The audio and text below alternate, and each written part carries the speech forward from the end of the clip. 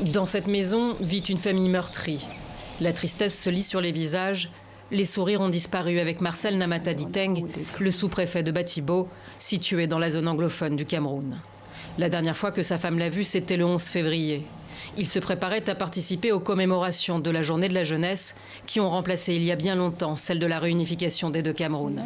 Les séparatistes anglophones avaient promis qu'ils agiraient ce jour-là.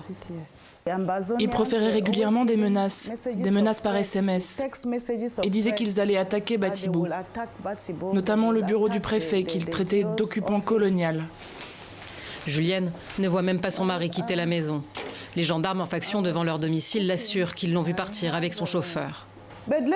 Plus tard, la jeune fille qui vivait avec nous est venue me montrer les images de mon mari dans la brousse. Après vérification, j'ai compris que c'était bien lui et qu'il avait été enlevé.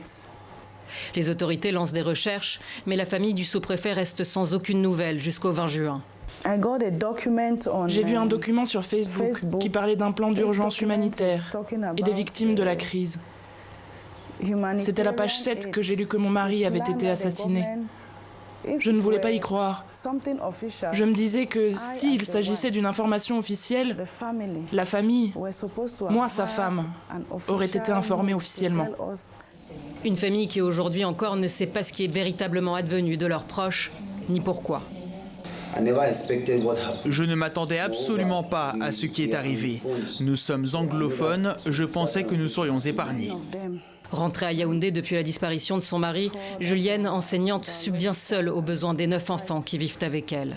Des séparatistes ont revendiqué l'enlèvement de son mari, mais sans dépouille ni preuve de sa mort, elle veut encore croire à son retour.